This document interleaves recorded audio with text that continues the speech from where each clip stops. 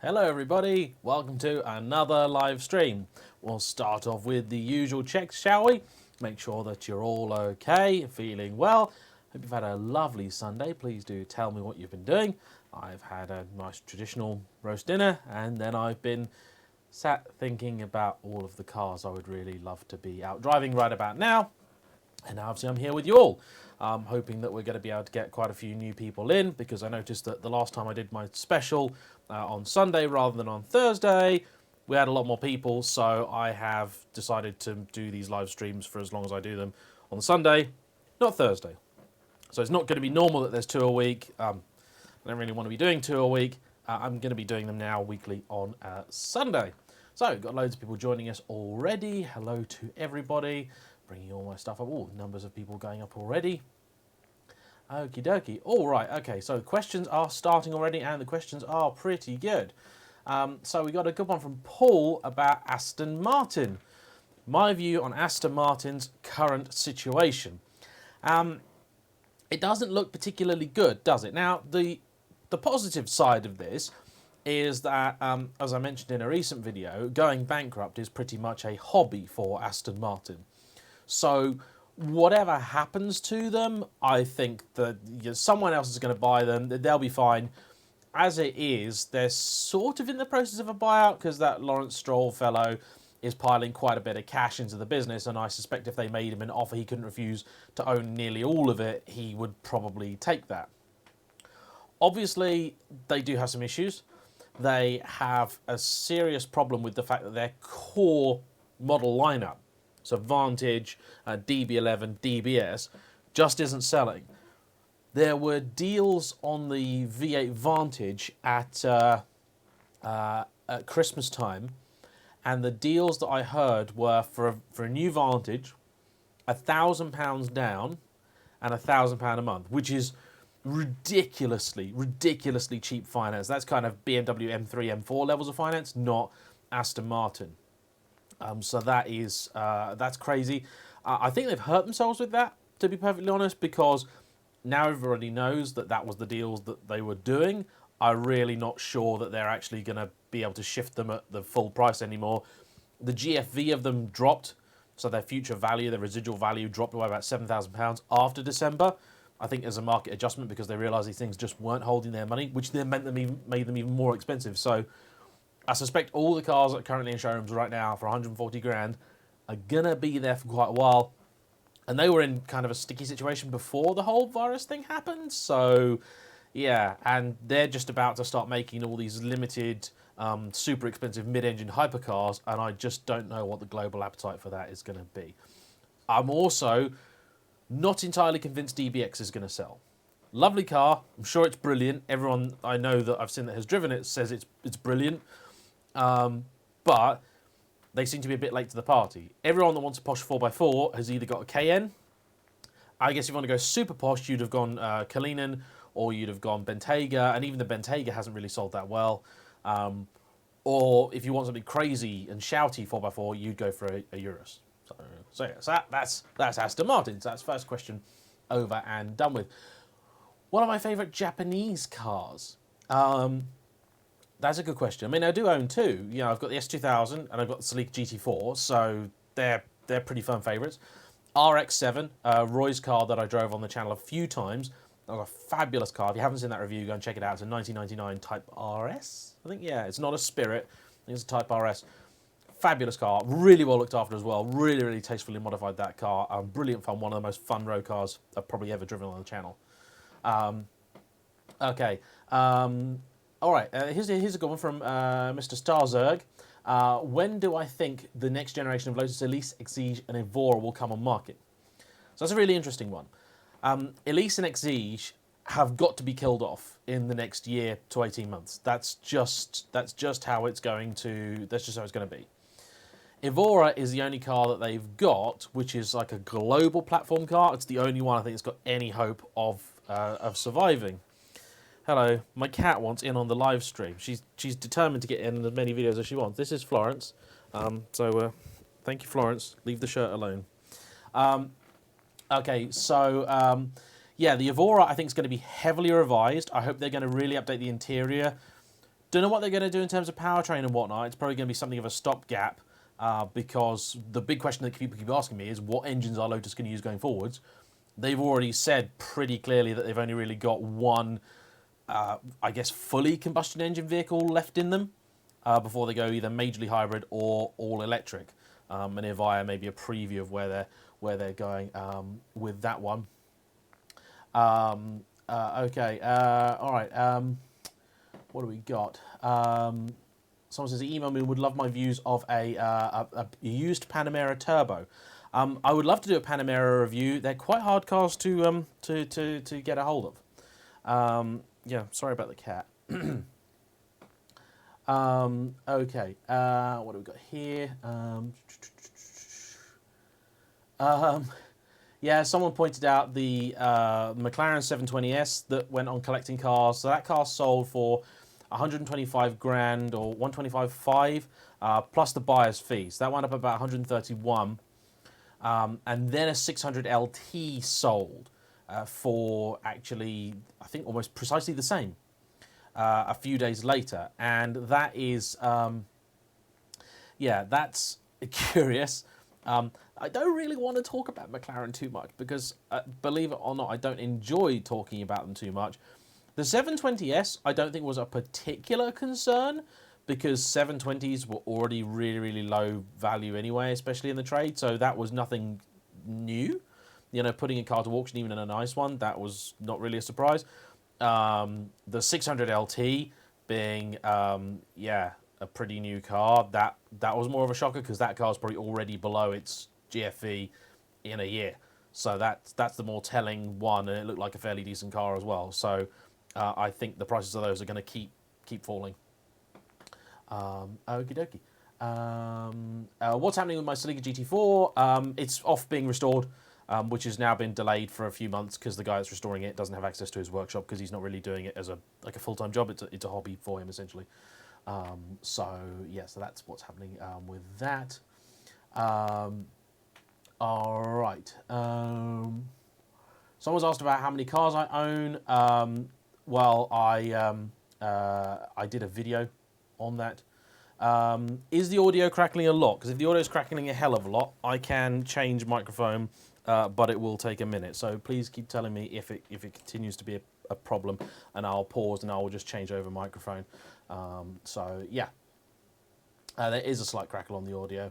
Okay, guys, give me 2 seconds. I'm gonna just change over to the regular microphone. It could be the cat playing with it, or it could be this microphone. They're really, really fragile. So yeah, so apologies for that. Give me just a couple of seconds and I will fix that.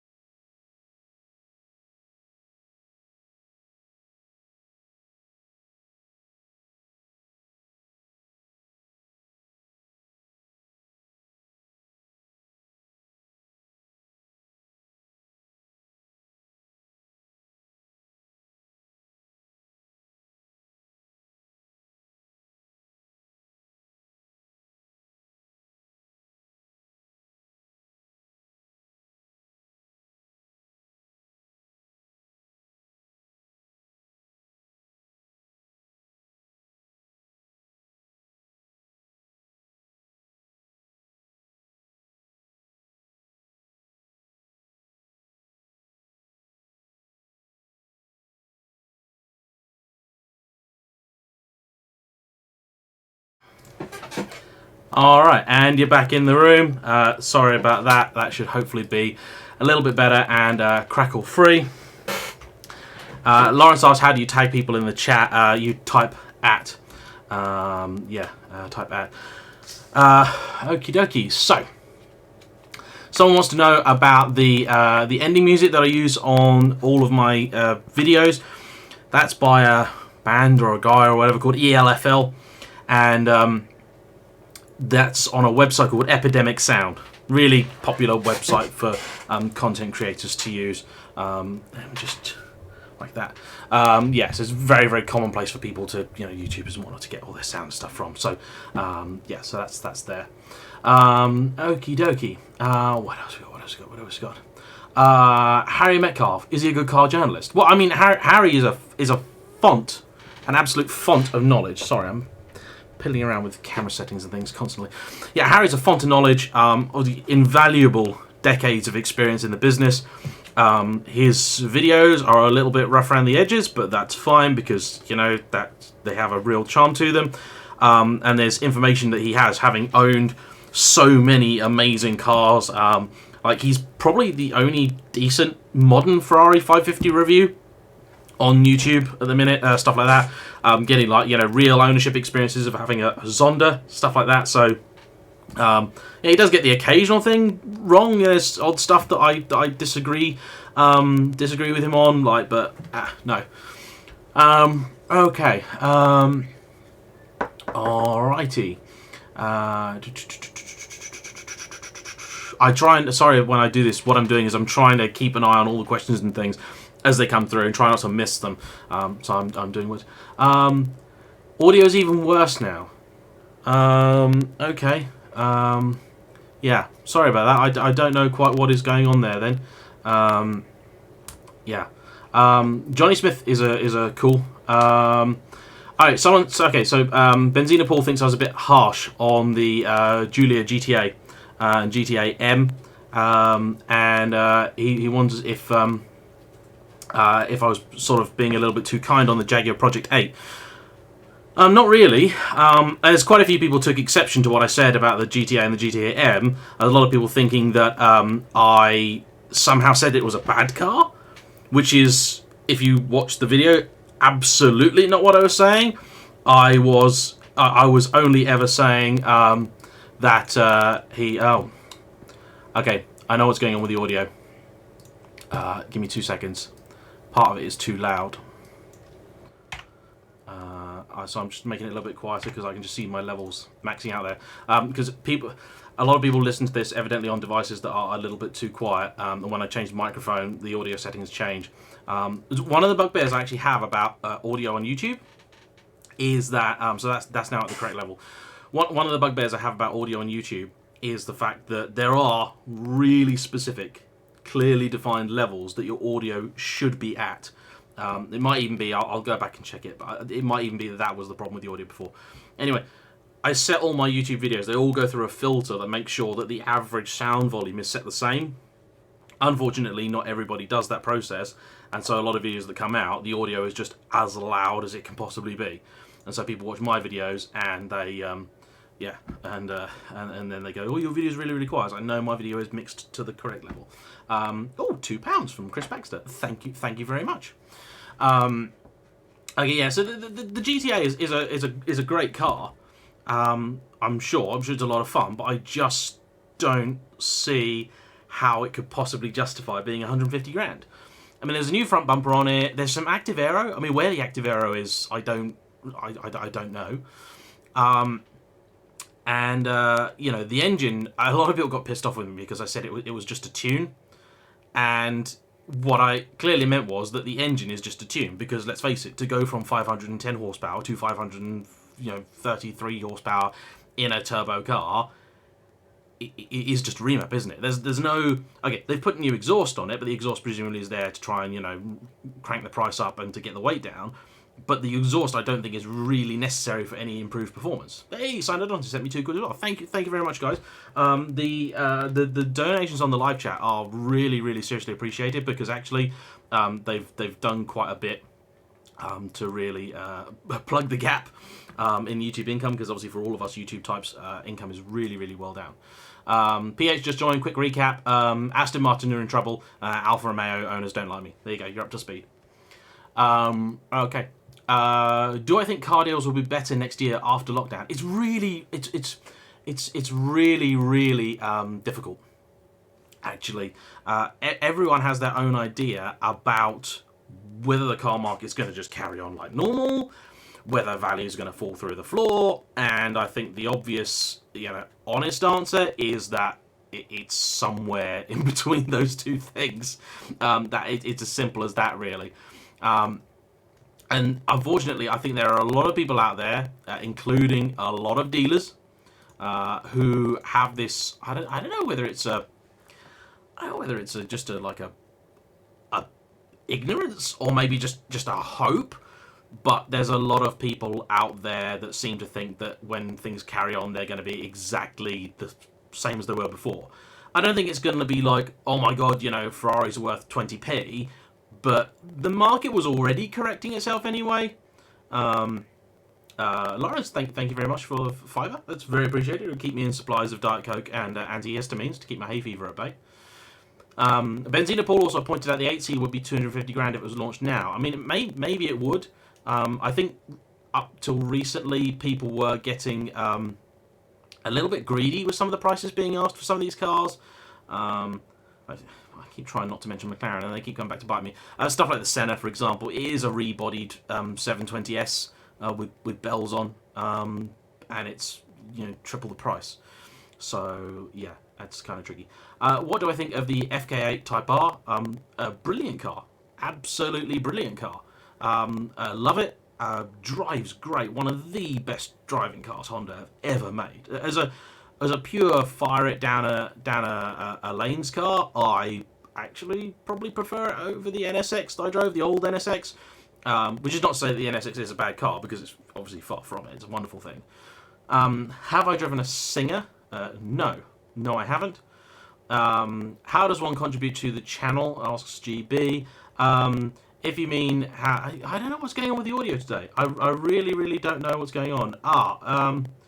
We do have some frames being dropped, so I do apologise for that. We have had some slightly duff. Yeah.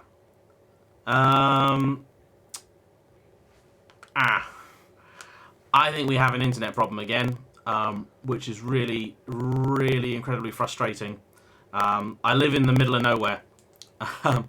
Yeah, I live in the middle of nowhere, and I think what you're just seeing is not necessarily an actual audio issue. It is a buffering thing. I can try. Let me see if there's a way I can sort it out. Let me drop the bitrate a little bit, because let's face it, it's only my face. It doesn't need to be particularly high quality, does it? So there we go. I have dropped that right down. So I'm hoping that might be a little bit more consistent now. So I do apologise. I have fibre coming. There you go, guys. I've just halved the bit rate, so I'm going to keep an eye on the drop frame counter and see what happens. I have halved the bit rate. I'm due super advanced, really nice fibre. It's been delayed like everything else. The other day we had a problem with the live stream because Call of Duty released an update, and I had loads of people saying to me, they had problems and all sorts of stuff, and literally the minute the Call of Duty update went out, the connection started giving me jips. So so hopefully things should be a little bit more consistent now, but that's good. That means my microphone isn't dying, because those things are really expensive. GB was asking about how do you contribute to the channel. I think there is a way, there is a button or something you can press called Super Chat. That's how you do the money thing. I don't actually know from this end if someone can tell him how to do that. Oh no, is David Icke doing his thing at the minute? Someone's just mentioned that. Oh no. Someone posted that I sound like a Dalek. So two things on that. Has anybody seen the footage of the Dalek wandering up and down the street, telling people to stay indoors? And has anybody heard the Dalek relaxation tape? Because the Dalek relaxation tape is a joy, absolutely joy. Lawrence asks about the membership thing. So on some YouTube channels, you can become a member of the channel, and YouTube are really weird as to who they let have that. So the idea of it is that you could become a member of JayEmm on Cars, and you could give You know, you could give a you know, £5 a month or something, and you become a channel member. You get a special button, like a little badge appears next to your name when you comment, stuff like that. And yeah, I can't get that feature, and I have absolutely no idea why. I meet all of the requirements for it, but I can't get it. I know Hubnut has it. I know a few other car YouTubers have it, and Hubnut's in the same category as me, you know, car YouTube, same location, you know, being UK, and you know, he's got you know, few less subscribers than me, so there's no particular reason I can't get it. It's just, if you're not a gaming channel, YouTube are a little bit weird about rolling out certain features. Okie dokie, so let's go back. Yeah, okay. What is my favourite German marque and why? Good question. I'm not sure really, because I don't really have like particular favourite brands. I mean, like, I love working with Audi because they're really fun people to work with, and that's the people as much as the brand. But it's individual cars that I love, like, and I like eras of manufacturers, you know, so like you know, I probably prefer like modern BMW stuff to, you know, modern Mercedes stuff, and then it depends what mood I'm in as well. It's like music, like, you know, I don't really have like a favourite band. There will be like particular things I'm in the mood for, that sort of stuff. Okie dokie. All right. Sorry, I'm just reading some entertaining comments here. Oh, thank you, Jason, for another £2. Minecraft. I don't do Minecraft. I don't. It's not me. It's really not me. Sorry. Oh, okay. Here's an interesting one. Giulia Quadrifoglio or LC500 as a daily, if you've already got a dedicated sports car. Well, if you've already got a dedicated sports car, I suppose the question to ask would be this: do you need 4 real seats? Do you need 4 proper seats? Because if you do need 4 proper seats, get the Alfa. Drives brilliantly, looks great, very quick. If you don't, gotta be the LC500. I mean, that is the most underrated, just brilliant coupe. You know, it is an Aston Martin, but for, you know, half the price. It's an amazing thing to sit in. Sounds epic. Gearbox is really good. Actually steers quite well. It's not the fastest thing in the world because it weighs the same as a small moon, but it's a lovely thing. Did I get any official backlash from my McLaren videos? No. I have only ever had one manufacturer have a go at me about anything that I've said, and it wasn't McLaren. Okay, my most played song in Spotify last year. Actually, I've got Spotify open, so I can actually find that out, can't I? Where's my little list of stuff? So what's on repeat? There's some Tom Jones. Oh, the Look by Roxette. I love that song. It's just great. It just makes me feel good. Okie dokie. Hello, Smart Pamal in Tokyo. I hope to come and visit Tokyo this year. That was the plan. I don't know whether that's going to happen or not. I really have absolutely no idea. My views on the Abarth 500. Well, I've done a review on the 595, so probably best to watch that for my opinions, but I'm not a big fan. Somebody's tweaked the Mass Effect poster in the back. Mordin Solus, the scientist Solarian. I am in the process of trying to decorate the area in here. So you might have noticed the little slate that has appeared here. You got these boards up here. The hats. The reason the hats have disappeared, because a few people have asked about that, is the fact that I have been cataloguing them. I've been getting them together, and I'm going to do a video on the hats. So that's why the hats aren't currently there. Just making stuff look a little bit more colourful. Chris, thank you very much for your £3. That's appreciated. Cheers. What does everyone have for lunch today? I guess especially for the people watching from in the UK, have we had a Sunday roast today? Because I really need to be asking you guys more questions as much as anything else. Neil, no, at the minute I'm not going to say which manufacturer it was that gave me grief. One day maybe I will, but yeah, not today, sorry. Okay. Tea and biscuits. Everyone loves tea and biscuits. I love that YouTube's giving me grief as well. YouTube's saying to me, your upload rate is not very high. You should upload it. You should have a higher data rate. Like, well, yeah. Good luck with that one. Nuggets. There's nothing wrong with nuggets. Oh, someone asked what the picture is of me behind. You know what? I will up here. I will try and create a way of sharing some pictures with you all. This is going to take me just a second.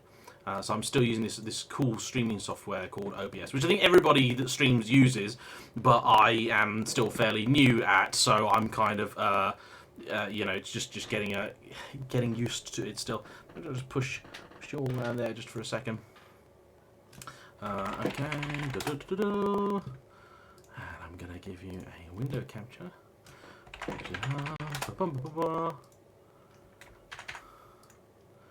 So, alright, here we go.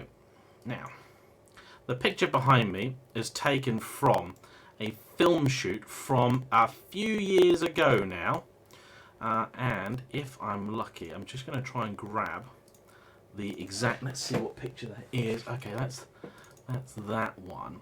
So I know what it is. It's a film shoot I did, about 4 or 5 years ago. It was a little project that I actually was directing, which was really, really unusual. I wanted to make a little film, shooting on film, just because I could. Really, it was one of the last things I actually did with my film career. So I decided to try and celebrate and shoot something on film, and that picture is from that production. So I'm going to try and find exactly that picture, so that you can all see the exact picture. Yeah, that's that one. Okie dokie. So there we go. Okay. Oh, blimey, the donations are flooding in. Okay, so let's get some questions done. So from Simon, any experience of Alfa Tourings? Alpina, sorry, I thought you said Alpha. Alpina Tourings. No, I haven't done any Alpina stuff, and it really, really bugs me. I'd love to do some more Alpina stuff. Some Alpina stuff. Because actually, I never really understood them when I was younger. I kind of just didn't get it. I just thought, well, why would you just not get a BMW or just get the M or whatever? And now I get older, I'm like, actually, I think they are almost the 911 Turbo to the 911 GT3. In that loads and loads of people think what they want is the GT3, but what they actually should be buying is the Turbo. And blimey, yeah, okay, we got stuff is flying in right now. Everyone's found the super chat button. Benzina Paul, thank you for your cash. Much appreciated. Okay, and Synodontist, thank you also. And Blackest Brian, who's a small flying. Is that a blue pear? Okay, so let's see if I've got this right. If I've got this right, I should now be able to show you a picture. And it's going to take a second because I'm going to show you the picture because I think then the sound will go. So then I'll come back. So here you go. Here's the picture.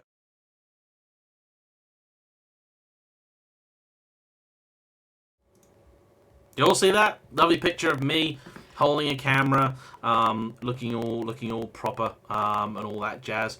Hope you did anyway, because it was there. So yeah, the picture was from a little film shoot that I did. Yay, it worked! Excellent. Glad to hear. That slate would have been on it, and in fact, the top of the slate is missing. Top of the slate is here. There you go. Okay, apologies for anybody listening on headphones. That's actually, I tell you, so from a film thing, when you get new assistants, when you get new assistants, one of the big mistakes that they make is they will go with the board right up to an actor and they go right next to their face and just go bang on the slate. These are loud. I mean, so the idea of these, I should be able to just push this together gently, and you can hear it. Yeah, it's really, really clear. So you don't need to slam it, especially when it's right next to an actor's ears, and that happens a lot. Okay, yeah, Lawrence has spotted the fact that that was an Arri film camera. Yes, it was. It was actually wearing lenses that I owned. I had some Master Primes on it. Okay, alright. So, Harry asks about Turbo S or GT3. It really depends. I think if you want a car that's a blast, you know, you're going to just go out, thrash it, or take it to the track, or whatever, the GT3 is definitely the better choice. But if you want something you are going to drive more than a few times a week, the Turbo S just makes a lot more sense. It's more comfortable, it's better equipped, all that sort of stuff. So, if anybody that does like film stuff, by the way, any of the 112 of you that's out there, I am shooting a car review on film. That is going to happen at some point. So, I was trying to raise some revenue to do that. I had a Just Giving page set up, but then I sort of wanted to stop talking about that because with everything going on, I thought the idea of kind of just sort of saying, please help me do something really, really extravagant was not a good idea. But I was having a sort through my garage the other day, and I found some random stuff. So if anybody wants some film memorabilia, then send me an email. The email address is in the description of every single video that I do. And yeah, this is actually a real tin of film from the Jason Bourne 5, which is a rubbish film. But yeah, there you go. I didn't know that when I got this because the film wasn't finished yet. Okay. Please do a review of a 106 Rally. I definitely would if I could. Which car do I most regret selling? That's a very commonly asked question. That would be the BMW 130i. Just because it was such a brilliant car, and I had no appreciation of what a rare spec that car was. I just thought there were loads like it. You know, so it was the 3-door, which is rare enough. I mean, 130i is a fairly uncommon car. Yeah, it was a 3-door car, Le Mans Blue, which is a colour I didn't like when I bought it, but actually really, really grew to like it. Much better in the flesh. Had electric steering because it was a later one, because the early ones were only 5-door and I wanted the 3-door, so it had to be a facelift one. The electric steering's pants. Manual gearbox is beautiful. That BMW straight 6 engine is just the smoothest, nicest thing. Really, really luscious engine. I mean, it did like 34, 35 to the gallon, especially when on the run, which is brilliant. It's literally double what my 760 does, funnily enough. Have I ever regret buying a car? I don't know. Oh, the Saab. Yeah, the Saab that I had. I shouldn't have bought that. I lost a packet on that. I lost like a couple of grand on that car. That hurt. That really, really hurt. Any idea for a small budget sports car, future track day project thing? Well, yeah, I mean, your suggestions there, MX-5 or E36 are pretty good. I mean, I'd probably go MX-5 just because they're pennies to run. The parts are everywhere. You know, you can get stuff really, really easily for them. It's just a all-round decent, nice car to run. So, yeah. Yeah, the Saab did look great. The Saab looked really, really good. But I tell you the thing with the Saab that was the weakest thing about it was the gearbox. It was a 6-speed auto. Originally, I was annoyed that it was an auto, but then I thought, you know, it's going to be a cruiser. Auto's fine. And yeah, the gearbox just didn't know what it wanted to do. You know, it was a tuned twin turbo diesel, so it had bags of torque. So really, it didn't ever need to change gear. But every time you put your foot down, it would change gear, think about it, think again, then reconsider, and it was just ridiculous. Oh, thank you for another $2 from Black is Bright. Would I review a Dodge Challenger or Charger? Yes, I would. If I could. I have done a couple of. Now let me get this right. I've done a Charger. But it was like an 04 or something. It was awful. It was like a fairly plain one. That was really, really bad. I then did a Magnum. I did a Magnum SRT8, which is, you know, really close relation of that. For anyone that doesn't know what that is, especially if you're from the UK, the Chrysler 300C, if you remember that, there was an estate version of that, and in the USA it was badged as the Dodge Magnum. Okie dokie. Rowat asks, would I be mad to swap a 2004 S2000 for a 19-plate MX-5? No.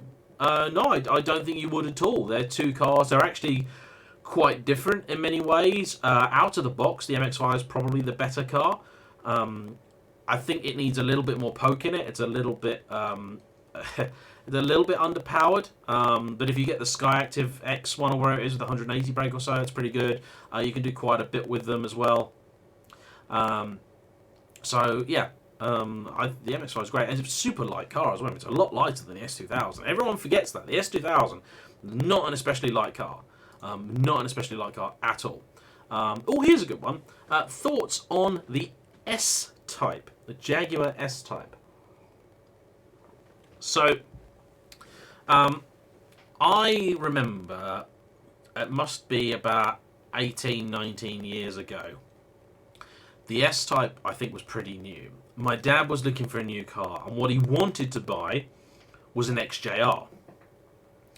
Now, it would have been the X300, I guess. I think it's the last of the steel-bodied cars, whatever it is, that he really likes. So he was looking for an XJR, and I hated it. I mean, I was really young, so I didn't really care what, supercharged V8 and all that meant. I just didn't. I just thought, this is a rubbish car. I just said it was an old man's car. It was an old man's car. I didn't. One of the cars he looked at, the previous owner was a Lord as well. So he was then looking at alternatives, and the S-Type had come out. But the S-Type, I think Jaguar was still trying. I mean, also it's a very retro-looking type thing. And then they brought out the S-Type Sport, which I think had like split rim alloys or bigger alloys. It had like black trim on it. It didn't have the sort of wood type finish on the inside. Was just a bit, a bit nicer. Had that 3-litre V6, which is a really good engine. So he bought that. He drove it, and I think he really liked it. I think it was a good car to him. I don't think he had any issues with it. He replaced that with an XKR, the 4-litre, I think, which was more problematic. But yeah, the S-Type was a good car. However, I've often thought, for cheap car challenges and stuff like that, of buying an S-Type, because they are pennies now. And I don't know what it is that they have done with those cars, but they are falling apart. You go on the MOT history of any S-Type that hasn't been really well cared for, and it's rusting to hell. Me and my buddy Laurie were going to buy one for a car challenge last year, or 2 years ago. And it was on eBay, and the advert read really well. The guy talked about the car, talked about how it drove, things he'd done. It all sounded really good. But the only problem was, he said he was about to emigrate somewhere, and the MOT had lapsed. So it had no MOT. So we thought, okay, all right, this is potentially not an issue. We can get it MOT if it's a good car. But let's check the MOT history. Well, the MOT hadn't... the MOT had not just elapsed like he made out. He had taken the car for its MOT, and it failed for excessive rust on all 4 corners of the car. And it's so funny, because I'm pretty sure they were the same day, so it was like within 6 hours of the MOT failure happening, the car was on eBay. But without any mention of this massive failure and all this rust underneath there. And when I messaged him about it and pointed out that he'd neglected to mention this, he just said, "Oh, I'm sorry, I copied the advert from somewhere else. I just forgot." I'm sure you did just completely forget the fact that the underside of your car was, yeah, done. I was going to swear there. Okie dokie. So that's any advice for driving the VMAX in Germany? Okay. Yeah. Be careful. Be really careful, and don't expect that you're going to be able to do it, because there's a lot of roadworks on the autobahn. A lot of other people there. A lot of idiots. Pick a sensible time to do it. Okay. Very interesting that I have different car opinions to Steph ABTV. Yes, I do, and yet we're still friends. Because, you know, that's what sensible adults do. They have differing opinions, they listen to each other's arguments, and then they carry on. Yeah. When am I going to have a V6 Busso? So I actually already owned a car with a V6 Busso, but it was such a heap that it never really went anywhere. Basically, that was it. It was awful. If you want to know more about that, look at the video that I did where I talk about all the cars I've ever owned, because it's in there. It was a GTV. Okay. Any plans for doing some charity rallies? Maybe one for the NHS or something like that. I avoid rallies now. I'll be honest. I have done a few before. I have organised some as well. I won't organise anymore because I don't have the time. I won't attend anymore unless I can be convinced otherwise, because all of the rallies that I see advertised tend to focus very heavily on clubbing, drinking, you know, girls. I even saw one advertised that was talking about, you know, all your drink is paid for and all this and the other, which I don't know how they're going to afford to do that.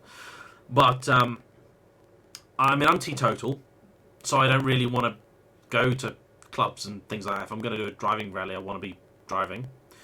And I don't understand how any event can mix a load of driving and a load of drinking. It's a stupid idea, isn't it? It's just a completely stupid idea. It's just not going to work.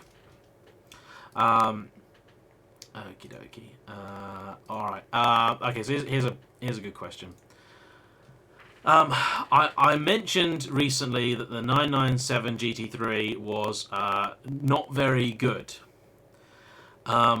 I will be doing a video elaborating upon that, yes. However, for the sake of all the live stream people, I will elaborate on my thoughts for that. I've driven a few 997 GT3s now, and they are excellent cars, but it's actually the gearbox that lets them down, because the gearbox can't be rushed. The gearbox is actually quite slow, quite deliberate. You know, you cannot force it through. And the car is very, very long-legged. You know, it revs really high, like 8,500 RPM. And it only really does its best work in, like, the top half of that rev range. So, on the road, really it's only sort of second gear that you can kind of really, really push the engine in and stay within the legal limits, or within reasonable limits. And on track, so the track I drove a GT3 on was Blyton Park, which is pretty small. Hi Joel, so Joel from It's Joel, who's a BMW Z4 and obviously other car fan, has just joined us as another fellow YouTuber. I do like when we get other YouTubers joining us for the live stream, it's always very nice. But anyway, yeah, so the GT3, 997 GT3, you just found yourself never quite in the right gear. However, does have the most amazing steering ever. It's beautiful, it's wonderful, and actually I think the 997 makes a better road car than it does track car in a lot of ways. So I will be expanding on that in a future video. Okie dokie. Let's go back here. There's quite a few people have talked about the McLaren recall. Bleeding McLaren is haunting me, I swear. I'm not entirely convinced that the McLaren recall is as big a deal as a lot of people are making it out to be, simply because a lot of other manufacturers have had very similar recalls, so yeah. Okay. All right. Okay. So Benzina Paul asks this is a good question actually. The Busso V6 versus the BMW Straight Six, which is the better engine? The BMW. I love the Alpha unit. I love it. It's super characterful, but it drinks like an M3 and it has the power of a 330. So yeah. Okay. So today I did a video where I looked at 5 different interesting used cars that you could buy for less than the price of a 6-cylinder P400 Land Rover Defender X. One of those was a Ferrari F430, and somebody's asked me what the running costs are like on one. Obviously, it's not going to be a super cheap car to run. Yeah, it's going to drink a lot of fuel. You will have to service it every year, and that's a reasonable cost. but it's nowhere near as expensive as everyone thinks. Everyone's got this idea in their head of Ferraris being like a, £10,000 cam belt changes and all that sort of stuff. And the fact is that most of that's just twaddle. Whenever I see big bills for Ferraris, and I have at previous points in the past considered owning a Ferrari, and I have always looked at the the bills that people get with them, and I look at them and I go like, your dealer just took you for a ride. If you want to see some proof of this, so a good friend of mine, Ratarossa, Scott, he does all his own DIY stuff on his Ferraris, and he did a video recently where he did a full service, not belt, but a full service on his 355. And they're a car that's known for being really difficult to work on service. And they're definitely a way more expensive and difficult car to service than, say, the 430s, which have a chain in them rather than a timing belt, all that sort of stuff. Dennis asked what I think of the 360, assuming you mean the Ferrari.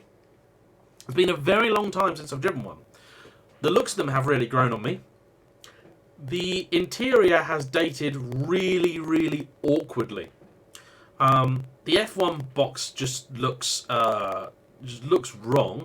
I don't know why Ferrari decided to replace the world's most beautiful looking gear lever in the form of the manual with, let's face it, it's that, isn't it, in Ferraris for the F1 box, this silly little lever you sort of put, and it just looks pathetic. Obviously the F1 box is also a bit tragic in general because it's very early technology, but the looks of the 360 have really grown on me.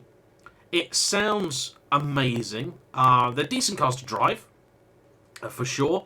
And yeah, I would consider owning one, I guess, but there would probably be a lot of other cars I'd want. I know it sounds really silly, but like, as much as I don't buy cars for YouTube, I do just like trying to do things a little bit differently. And as Seen Through Glass already has a 360, and my buddy Scott has the 360, I would just like to have something a little bit different. I've always enjoyed having something a little bit different. It's one of the reasons I went for a Lotus Evora. It's just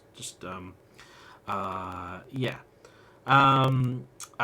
Sports and Touring. Hi guys, that's Anthony. Got a cool little channel with a Nismo 370Z. He's asked if the lockdown has resulted in a video that I would not have otherwise made that surprised me in its popularity. Well, the live streams are something that I never really did before, not with any degree of regularity.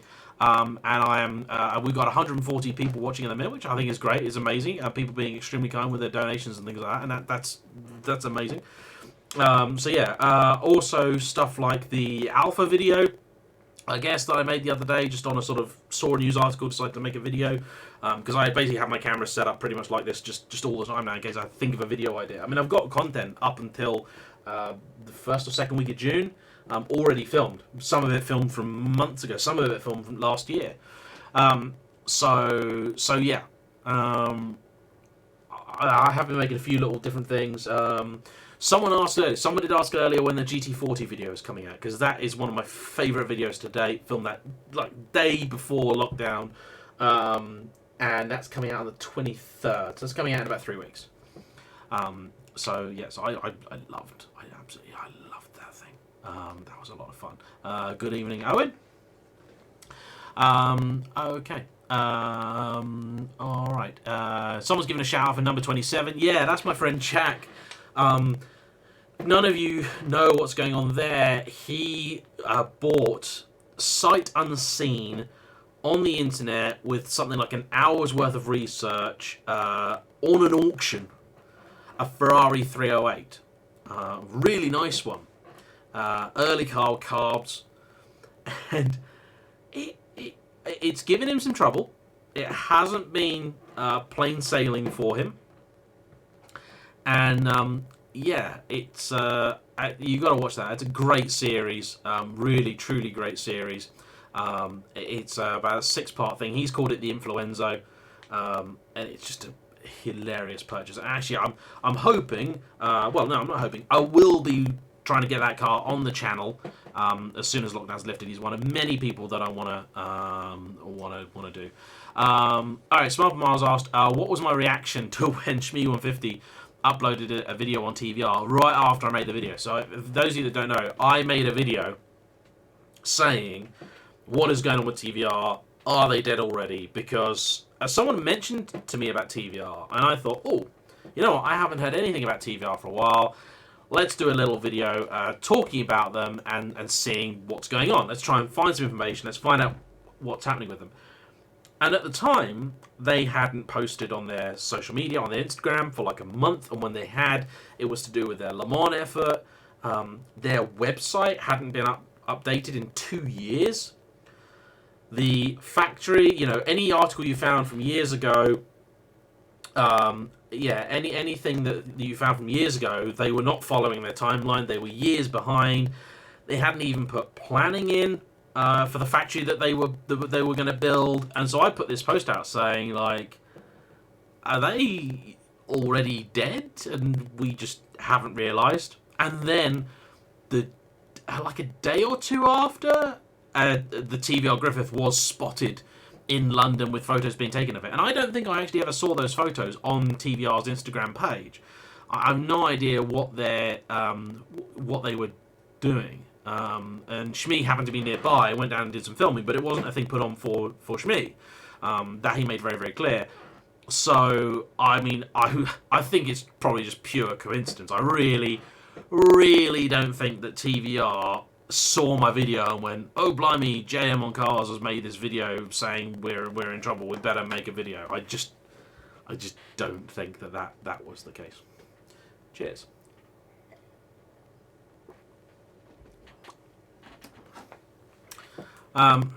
Worst car I've ever purchased, that's detailed in my car history video. Okay. Alright. Craig McBee asked a very good question, Ferrari related here. He's considering a 456, but an automatic. Is there a reason that you are considering an automatic specifically? Because in the 456, it is a very old 4-speed auto box that is not especially brilliant. Even, I think, probably by the standards of the day. Diesel ones can still be picked up for around the 50k mark. Is there any specific reason why they've never taken off used? Well, actually, Craig, they have taken off used. £50,000 for an automatic, or for any 456, is actually a lot of money. I think someone, I'm sure there was a thread on Pistonheads about it, someone bought one for about 17 grand, 17. For 50 grand, you could pick up a 612. I would actually, if you've got £50,000 to spend, I would probably be looking at a 612 instead, because it's a much more modern car. It's much bigger, so it's more practical. I think it's a very ugly looking car. Yeah, the 456 never took off in the UK because it's a 4-seater Ferrari. We just don't go in for them. I've actually had conversations with Ferrari about this. In Europe, they're big sellers. The people over there absolutely love the 4-seater GT Ferraris. But here we just don't really go in for it. It's just one of those things. You know, they just drop like a stone. I mean, look at prices of FFs, and they're already down to sub 100 grand. That's an amazing car. It's a nearly £300,000 car with spec on it. What 7-8 years ago. Okay. Hello, Damien. Hello. Would I buy a 650S? Presuming you're referring to McLaren there. We'll actually be doing a video sort of on that topic. Not the 650S specifically. The 650S is one of the few McLarens I haven't reviewed. I have actually driven one, and I really love driving them. Would a GT3 RS be better? If you buy the 650S wisely, I don't think you really need to suffer. My choice of 650S would be at Alistair Bowles. There is a beautiful Volcano Red Coupe 650S. It's stunning. Now, Andy's made a suggestion as well. Andy Morris has made a suggestion here about what you do with 50 grand if you want a nice Italian car. He said go and buy a Maserati Gran Turismo. I would alternatively say have a look at a Maserati, either 3200 or the Coupe, the 4200, because they are very much in the Ferrari mould. There's a lot of parts in there that are very much Ferrari, but they're a hell of a lot less money. So you pick up one of those for 20 to 25 grand in really nice condition. So I would very much consider looking at one of those. Joe Naka asked a very good question. Do I think the Alpine A110 would have been more appealing if it had a manual gearbox? Yes, I think it would have, but this is a big but.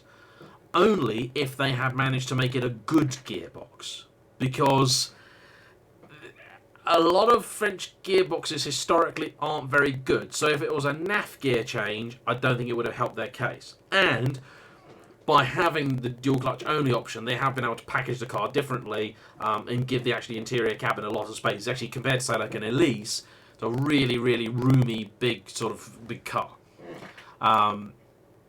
Okay. Owen has put a deposit on the Lotus XCs that we looked at in one of the first live streams, or one of them anyway, which is the first ever XCs. And yes, Owen, I would love to review that car. Please do, please do drop me a line. Marky Boy says, should I go for a Lotus Elise 220 or a Golf R as an everyday car? Oh, that is easy. Golf. God no, don't daily an Elise. Oh, you will hate yourself. Now, depending on your budget, I would consider an Evora, because that is a Lotus that you can daily. Yes, I understand that people like Richard in the comments have daily driven Elises. I salute you, sir. I could not do it. One of the reasons that I got rid of my Elise was the fact that, so the way my driveway is shaped, it's actually a very long driveway. So I can get about 4 or 5 cars in a row on it. And if I want to get a car that's more sort of the one back, I have to start moving cars. So whenever the Elise was at the front, if it wasn't a nice, glorious, sunny day, just getting in it to move it was just such a faff. I hated it in the end. Which is a real shame, because to drive, it was just absolutely sublime. Brilliant, brilliant car. Okay. What's my views on the fast Fords, the ST and the RS, particularly the 5-cylinder models, so the Mark IIs? I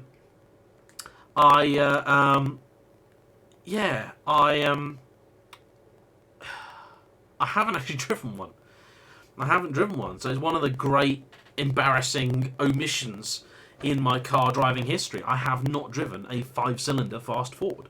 I'm hoping someone out there is going to offer me one, but yeah, I haven't done that. Okay, so alright, so Mark, so you're saying the Evoras are not very good on fuel. Well, to be fair, neither is a Golf R if you hammer it. So you can only go for a 2 litre. So yeah, it's Golf. Golf for you then, matey boy. Done.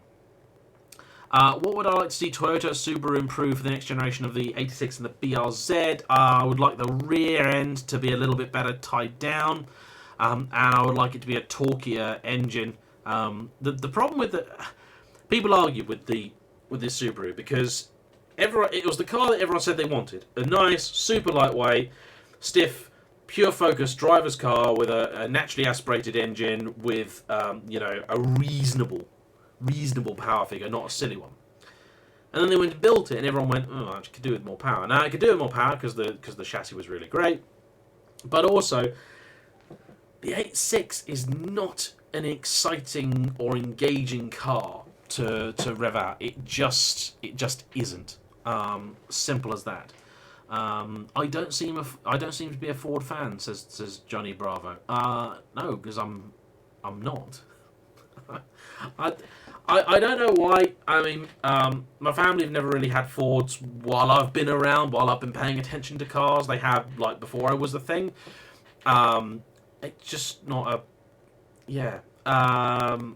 Someone asked me about Car Trek, which is the Tavares and Hoovy's Garage thing. That was asked in a previous live stream. Short answer is, I did enjoy some of it, but I just wish they weren't trying to be a direct copy of Top Gear too much. I am aware about the sound issue, Andy. For some reason, today's live stream is being a little bit difficult. Alex, yes, I am live.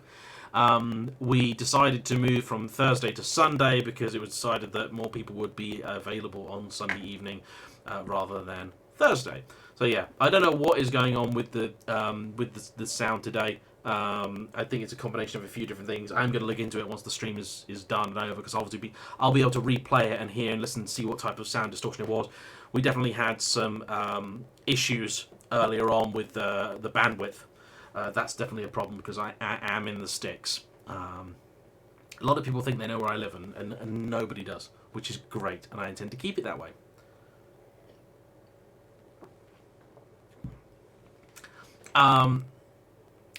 Somebody's got a 300 horsepower Mark II ST for me to drive. Yes, I would like to drive it. Please send me an email about that. Okay, any tips for young drivers and insurance? I would, be honest. Be honest with your insurance company. Please, for the love of Christ, don't try and be cheeky with them, because you will be found out. You definitely will be found out. James, no, there is no vodka in that Coke. I am teetotal. Okay, let's see, what do we got? Did I find that the new MX-5 was more fun to drive than the 86? Yes, I did. Yes, I did, actually. Haven't done them back to back. I suspect a lot of that is probably the fact that, that I can have the roof down on the MX-5, which I think adds greatly to the experience of nearly any car, especially a sports car. Okay, alright, so we've got an interesting question here from Alex.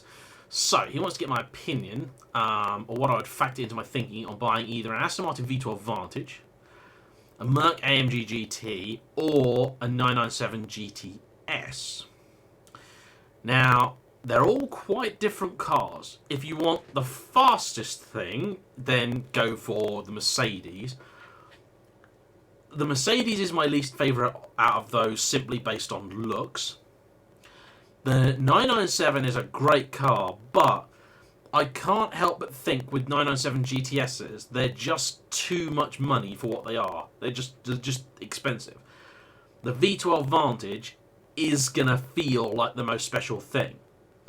The 997 is probably going to be the best driving car, but the Vantage is the one that I'll probably sort of go for. Get one that's well looked after, get one that's been properly serviced and all that jazz. I'm pleased to try and get a manual, but yeah, there you go.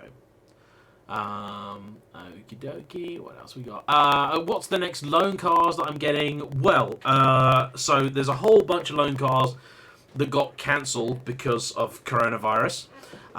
So those included, in no particular order, Bentley Continental GT, Ferrari GT4 Lusso, Kia Picanto, Kia Soul EV, Jaguar F-Pace SVR. Can't think of any others. I mean, I had literally my calendar. I'd organised it that literally one press car would go and another would arrive, and I absolutely loved them. Okay. All right. Yeah. Okay. So all right. I've got a question here that I do recognise from the last live stream, because the last live stream kind of all fell apart. Which of these do I prefer the most? The CLK GTR, the 911 GT1, the Strassen version, the road version, or the XJ220S? I think it's CLK. Yeah, I think it's the CLK. It's just the one that just seems to be the most utterly and completely bananas of all of them. Yeah. Why is the 944 Turbo so great? I don't know. I haven't driven one for about 7 years. It's another car that I want to get on the channel. A 944 of any description. I think I've got one on the board somewhere to drive. There's on the orange board is the list of all the cars I've got to drive. What's the best car I've hired from a rental firm? Oh, Corvette. A yellow Corvette C7. I say coupe. A coupe Corvette is a Targa, really. Yeah, for a trip I had in LA in 2015. It was a really kind of crazy trip. So a lot of my family have spent some time on the west coast of America. So my granddad spent most of the 80s in San Francisco. My dad spent a few years out in San Francisco. My aunt still lives in California. So I've grown up with all of these great stories about California. And I'd never ever been. I'd only been to America like once in my life. That was to New York, and New York is weird. And the one thing I really wanted to do was I really wanted to get my dad and my granddad out to California, and we could have a trip with the 3 generations of the family out there. And everything was booked, everything was organised. My nan was kind of like, she wasn't unwell, but she was just really old. So we'd organised everything, we got everything sorted and done, you know, we got all the little silly golf buggy and stuff for her to get through the airport. Everything was organised and sorted. And then, like, 2 weeks, 2 weeks before we were due to go, this is like October or so, 2 weeks before we were due to go, I get a phone call from my dad, and I have to go and see him. My nan had had a fall. Well, she collapsed, I think. She'd gone into hospital, and it then turned out that she was full of cancer. She wasn't going anywhere.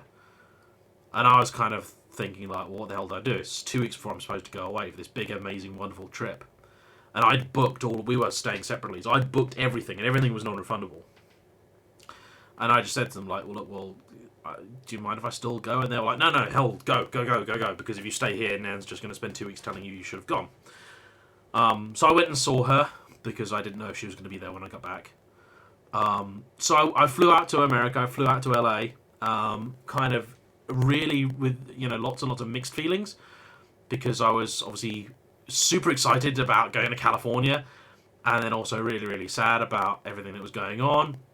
And I got out there. I had booked as a hire car convertible Mustang, because it's America, right? The first time I was going to drive in America, convertible Mustang, got to be done. And I get out there, and I get to the hire car desk, and out the front there's this pair of C7 Corvettes, which is a reasonably new car, I guess, at the time. And I thought, wow, that's a good-looking car.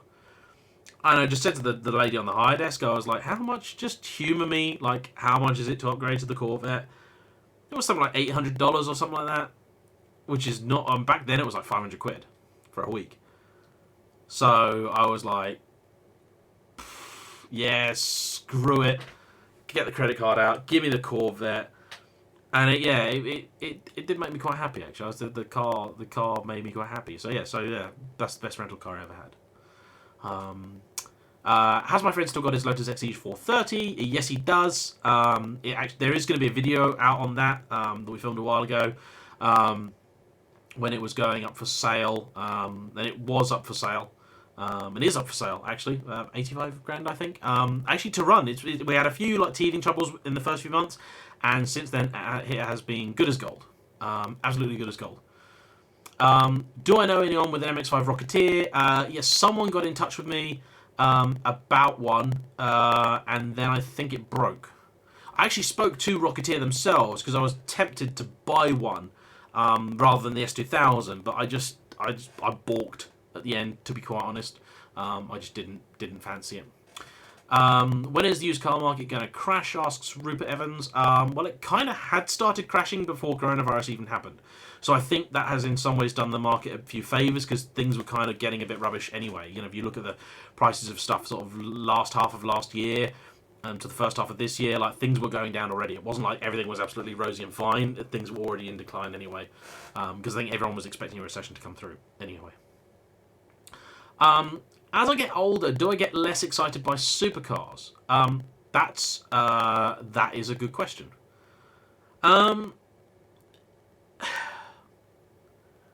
No, some cars still hold a mystique for me. I don't. It's weird. So like LaFerrari, I never cared for LaFerrari at all until I saw one in person, and in person, it's a beautiful, striking thing. And it excites me much more than, say, an Enzo does. Carrera GT, I would do unspeakable things to have a Carrera GT in the garage. So I just don't think that supercars are necessarily the answer. If someone told me, like, you're going to have loads and loads and loads and loads of cars in your life, but none of them are ever going to be more than 100 grand, I'd be like, oh, well, that's a shame. But there's still so much amazing stuff I can have out there. I mean, one of the reasons I have my Evora was because it gives me pretty much the supercar experience, but for a lot lower entry price and running costs and all that sort of stuff. And there's still a whole world of old supercars that are I still want to own. I still want to experience. What hot hatch currently on the market would I own? Hyundai i30N would be my choice. What are my thoughts about BMW going for a transverse engine setup in the M135i? Well, I mean, yeah. No. Just no. I understand it. I understand it. I get it. I get it completely. I still don't like it, though. It's as simple as that. It's as simple as that.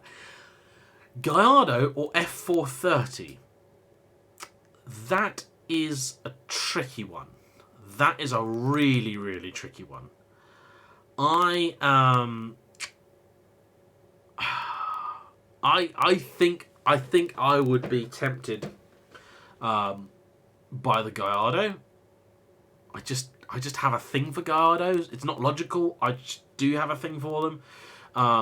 But those are two great cars. If you have a Gallardo or you have an F430, they are both superb. The only thing that pains me of both of them is the fact that the convertible version of both of them is a soft top, and as a rule, I do not like soft top convertibles. Yes, I know I have my S2000. It's quite different. For the 10 grand that the S2000 is worth, I can live with that as a compromise, but not with the not with the Ferraris and the Lamborghinis and that. And Lamborghini are still doing soft tops, and I don't know why.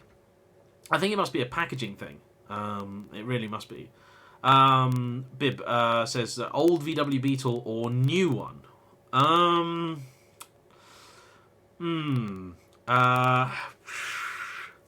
guess old, because I don't like the old ones, but I really don't like the new ones. So it's kind of one of those. What classic sports car do I most want to drive? Oh, that's a good one. That is a really good one. I want to do I really want to do a Delta Integrale. Is that a sports car though? I don't know if that's even a sports car though. Yeah. I have actually got a offer of a DeLorean. I do know a chap that's got one that said that I can have a go of it. So I will I will have a go at one of those. The Ferrari California as a suggestion there. Yeah, the original California never did it for me. The Lexus stacked exhausts don't look right on a Ferrari. They're just a little bit too slow. So do I watch the car guys? And if so, what do I think of their Talbot? Actually, I have been watching the car guys stuff recently. It's a channel I've been introduced to not too long ago. I know that they do watch some of my stuff because they've commented on a few videos very kindly. What do I think of the Talbot? I think the Talbot that Jason has bought looks absolutely stellar. Cracking looking thing. If no one's seen that, it's another car he bought at auction, and I suspect he got it for the right price. Okay.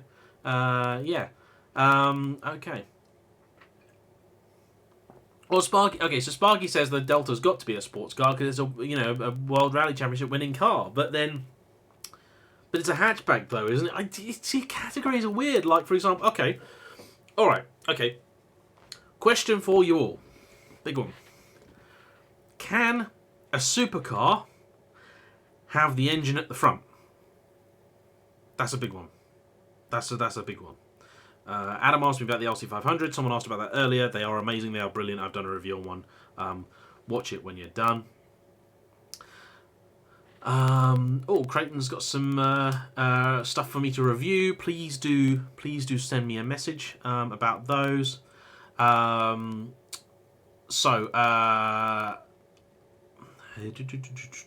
was a question there, and I've lost it because I'm getting old. See, the front engine supercar thing is tricky, isn't it? It's really, really tricky because, like, see, I would say even stuff like the say the Ferrari F12, 812, they're like hyper GTs almost. They're like super GTs.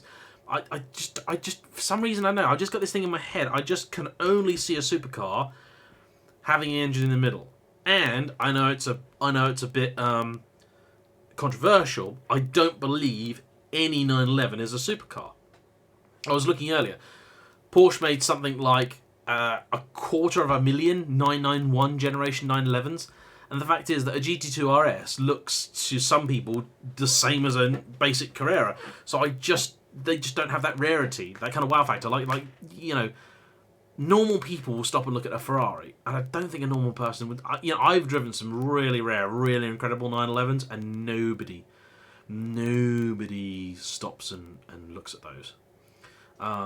See, the McMurk SLR is a weird car. Hopefully I'll get a chance to drive one. I don't know whether that'll happen or not. It was offered. Yeah, the McMurk SLR is... I was actually going through some of Top Gear's old stuff. Oh, someone else. Would I say a Porsche 959 is a rebodied 911? Well, in many ways it is, isn't it? It is really... The 959 existed as a development program for Porsche to see how far they could really take the 911. So yeah, that's exactly what it is. Yeah, Riss does make a very valid point. Was the SLR really almost a hypercar of its day? I'm not sure. Did we call them hypercars then? I can't remember. If we called them hypercars back then. I think we might have done. The hypercar trio. You got the SLR, the Carrera GT, and the Enzo, and how different they all were. And you could own all three of those, and you would feel like you had very, very different cars. So I expect a lot of you probably watch a bit of Top Gear. Now, I've been going back through. For some reason, I don't know. I'm starting to go a bit strange in lockdown, as you can probably tell. Wibble. And I have been watching a load of old Top Gears. And I've been watching some of the sort of... I watched all the specials fairly recently. I introduced my other half to them because I'm a good person like that. But I've been watching some of the sort of the lesser, spoken of challenges.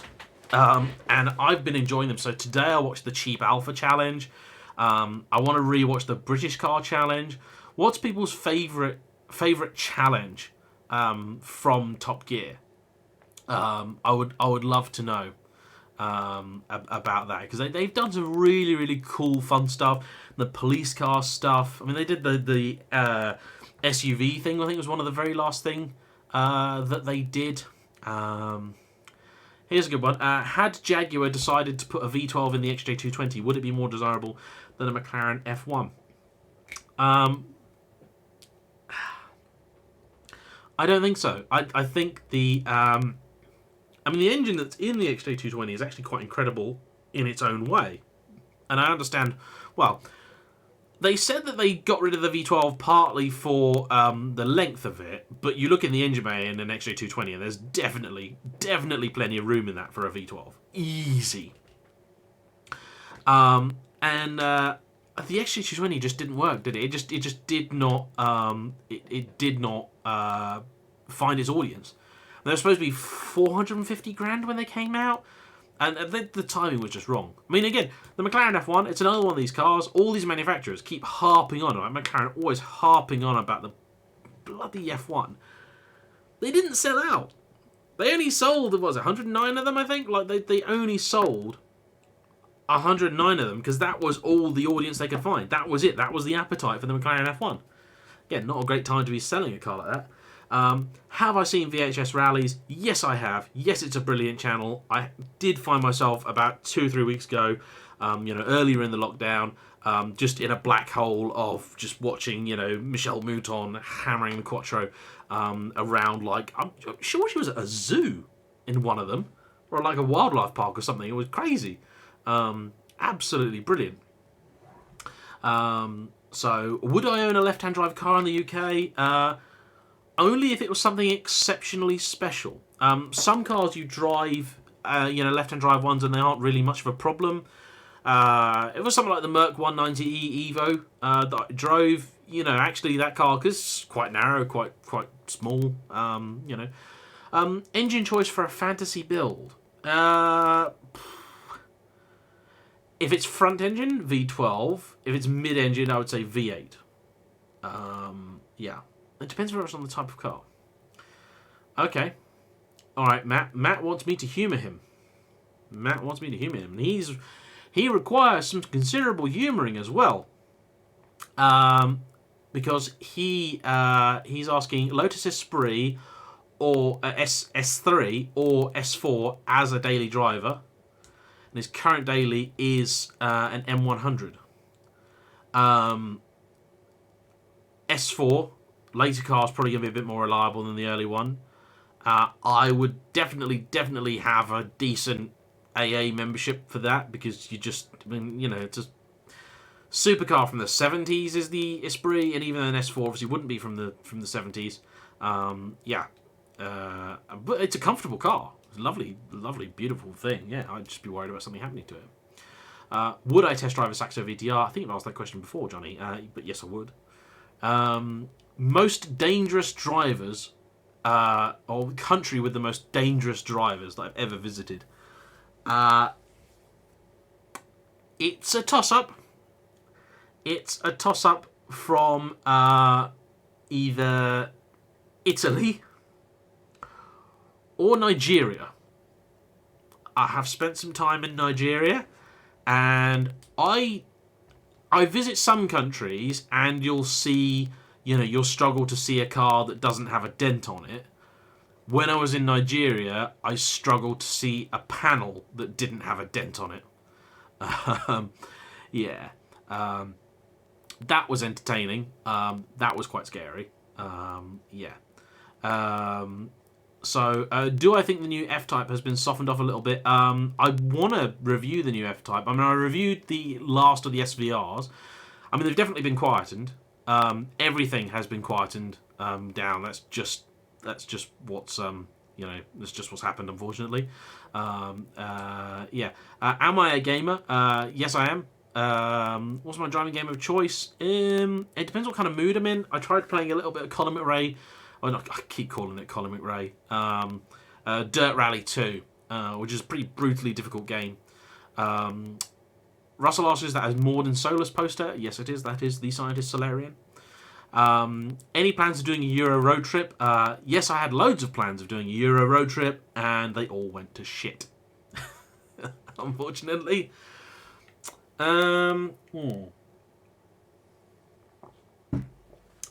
Most satisfying car moment ever, despite power, handling, etc. That's a good one. I mean, there's a lot of moments. There's a lot of moments to choose from. You just, all of you, you just need the right day. You need the right weather. You need the stars to align. I actually, okay, so I'm going to pick a random one. The trip I was just talking about when I went to the west coast of America, I had the Corvette for a week, and I had, for the second week, a convertible Camaro, because I couldn't take the Corvette all the way up north, because I flew into LA and I was flying out of San Francisco. I wanted to go and visit Laguna Seca, because I realised that was going to be really, really close to the track. So for the second half of the trip, I had this convertible Camaro, rental spec thing, god-awful car. And I was about 20 miles away from Laguna Seca on these tiny, windy little roads in this convertible Camaro, roof down, rock music playing, and I mean, the thing was just, the handling was like that. The thing was awful. I didn't see another car for about 15 miles, and I was just in heaven. I absolutely loved it. It was brilliant. Absolutely brilliant. What car would I buy now with 25 grand? I mean, it was for me to add to my fleet right now with 25 grand. I'd be very tempted by an Audi Quattro, original one, 10 valve in red. Yeah, right-hand drive though, so a slightly later one. What else we got here? Best race car livery. Best race car livery. What do you guys think? Best race car livery. I was actually asked this recently, and I think I said the Camel Lotus livery, the yellow and blue. The Williams, the Canon livery, the Red 5 is pretty cool as well. There have been some pretty amazing race car liveries. Really, really amazing. Okay. Blackest Brian wonders if my ice maker is broken because there isn't a lot of ice in here. And some of us in the UK, because I'm taking it that your donation was in dollars and everything, that you're from the States. Having ice machines in the fridges isn't quite a normal thing here as it is in the States. And I did have ice in here, but that was over an hour ago. Have I ever done the NC500? Yes, I have. Look up my Scotland R8 trip, and you'll see some of the NC500 there. 901.1 or .2.2. Have I ever taken part in a rally? Discussed that a little while ago. Long road trip, wine gums, Haribo, or other. You know what? Okay, so I was coming home from a trip up to see Django, who's in the comments, and I went into a petrol station of, I think it was a Morrison's or something. I was with my buddy Darren, and I found a box of, you know, the little circular. Oh, yeah, okay, I've got a smoke alarm I'm trying to fit. You know the boxes that are that kind of size, the little twist ones, with the little solid, you know, the hard sweets that are just covered in some mysterious dust. Yeah, I found one of those little travel fruit sweets. Oh, that's instant. You know, they're a time machine. Those little things, like, oh, that took me back. Absolutely took me back. Really, really did. Okay, I'll silk cut Jaguar as a shout out for livery. Yeah, it's pretty good, pretty good. The Ford GT, the Golf livery. Yeah, see, the Golf livery gets on. The Golf livery goes on a lot of things, but I think only certain things deserve to wear it. Ford GT obviously would be one of those. The JPS thing, yeah, I mean, the Lotus guys do the JPS thing like a little bit too much. So, do I look at videos from a camera operator perspective, and does it make things worse for those around me? Yeah, can do. Yeah, I can get annoyed at some people's videos. It's the audio, funnily enough, which we're having a lot of problem with today, which is very annoying. Obviously on live streams there's only a limited amount that I can ever do. Have I ever thought about filming a classic car auction? I don't think they like filming, to be honest. I know some of the people, like the car guys, like the auction stuff. Chris, as I'm a gamer, would I share my gamer tag? If I could remember what it was, I would, but honestly, I don't play online very much. I don't like it. Yeah. Oh, Matt, thank you very much for your very kind donation. Okay. I mentioned the 308 earlier. Any thoughts? Yeah, I'm going to drive it and then I'll tell you all. I'll share my thoughts with everybody. Mick asks, I'm in the film business. I used to be. Once upon a time. Any plans of owning another Lotus? Yeah. In fact, I keep thinking of owning another Evora. If I had the money, Bell and Colville have still got, as far as I know, well, yeah, I'm sure it's there, a liquid yellow Evora GT430, which looks stunning. But it's a lot of money. It's over 100 grand. And I think the problem I would have is my Evora was a lot less than that, and I would get in it and just go, that's the same as my Evora, that's the same as my Evora, that's the same as my Evora, that's the same as my Evora, all that stuff. Sam says he's new to the channel and he gets the impression that I dislike McLarens. Have I got the wrong end of the stick here? Yes, you have, Sam. I dislike McLaren and the way that they do certain things. However, the cars I very much love. I'd recommend scrolling back through my video history and watching. I did 4 reviews back to back of McLarens. I did the 570S, I did the 720S, I did the 600LT, and I did the 12C, and I really genuinely love driving all of them. They've all actually got their own sort of traits, their own quirks, and they're all truly brilliant cars. And I would honestly consider owning a McLaren one day. I think the McLaren Owners Club would probably come and strangle me so that I didn't get in one of their cars. But, you know, that was a joke, by the way. But, yeah, yeah. E39 M5, thoughts? Have done a review on one of those. Great cars. Yeah, really great cars. Quite expensive to run, but they're a lot of fun. You know, really cool super saloon. Actually, really subtle. Really, really subtle. What do I think of the resto mod scene? I quite like it. I mean, you know, as long as you're not... as long as you're not cutting up something that's really, really super rare, then it's all cool, really. I think, you know, you got to make your car personal. Make what you want out of it. And even some of the cars where I don't like what they've done, sometimes I can still appreciate the craftsmanship, the effort that's gone into it. So, you know, there's the thing. What car YouTubers do I follow? I follow Steph ABTV, Ratarossa, Number 27, Sports and Touring. Honestly, you know, I kind of just watch random stuff here and there. Harry's Garage, of course. Laurie's Mechanical Marvels as well. Mick's asked a good question. One of my thoughts on the RWB Porsches. I had an invite to drive one. That is another thing that unfortunately got pushed back due to the coronavirus. So that would have, that's the thing. In fact, all of you, because there's 197 of you that is watching. So you could all do Anthony a favour, because he's watching now, and he runs Sports and Touring. So if some of you want to go over and give him, I'll put the link to his channel in the description. Go and give him a little follow. I'm sure he'd very much appreciate that. Okay. Tell us about the biggest film that I directed. Well, I wasn't a director. I was a director of photography. I did the camera stuff. So I only ever directed like a couple of stuff.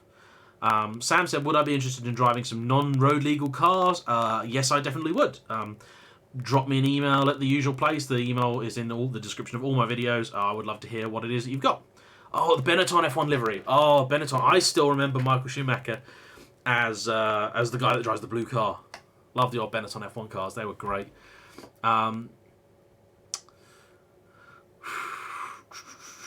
What generation of GTI would I own for a B-Road Basher? And I presume you mean Golf GTI. If it's a weekend toy, something fun, Mark 1. Yeah, it would be Mark 1, I think. Okay, would I see myself owning an RX-7? Yeah, it's not out of the question. Not out of the question at all, I think. Okay. Okay, so okay, Alex has asked an interesting question. I talk about how the car drives dynamically, and what I want to do a video talking explicitly about the difference between what I mean by handling. Rowat, have a nice dinner, enjoy. Yeah, because to me, handling is not explicitly about a car's ability to go round a corner very, very fast. That's to me more of its grip. Handling to me is more about the interaction, the feedback between you and the machine, knowing exactly where its limits are, being able to feel through the wheel where the weight is, how the car's sitting, knowing whether you can, you know, put your foot down that little bit more, or if you do, that the back end's going to start to kick. It's that real sort of balance, that real sort of dance that you do. You know, classic 911s, you know, they're great for handling. You know, they're not the fastest thing around a corner. Chris, you're very welcome. Have a good evening. So you've got a Vauxhall Nova. Robert's got a Vauxhall Nova. Congratulations. Drop me a line. I can review it if you like. I'm supposed to be up in Scotland.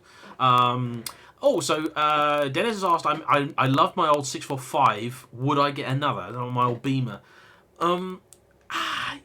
I probably wouldn't. For the simple reason that if I want a luxury car, I got the 7 Series already.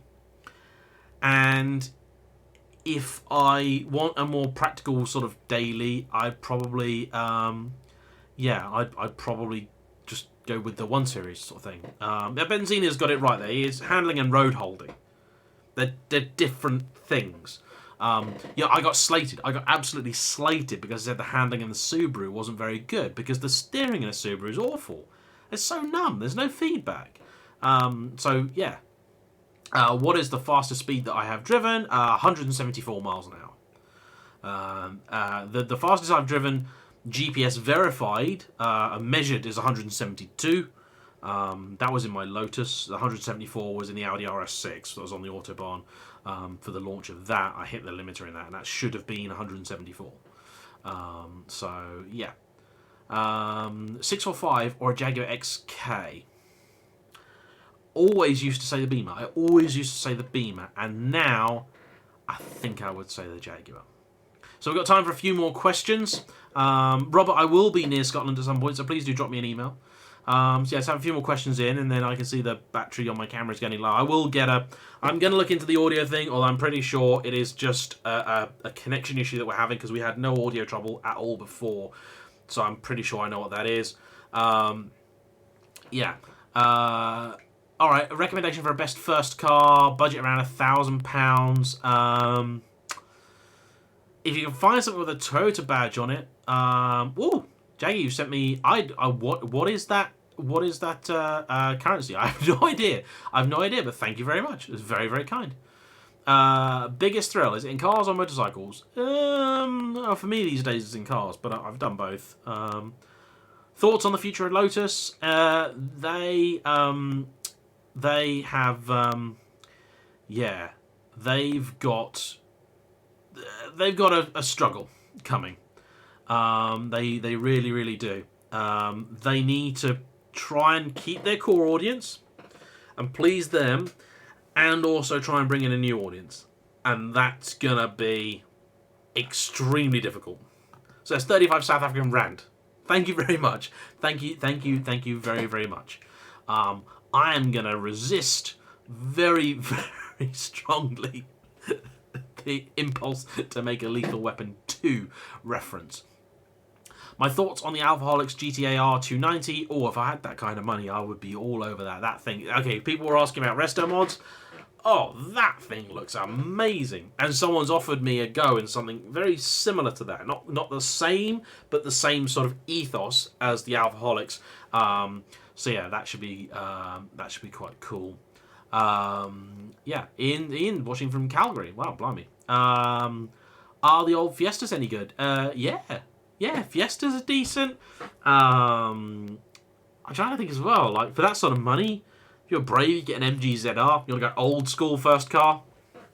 Up GTIs are alright. Yeah, up GTIs are pretty decent. But yeah, old Fiestas are good. I mean, you know, the thing with Fords is that they're pretty cheap to keep running. I'd be tempted as well. I know a lot of people really, really don't like them.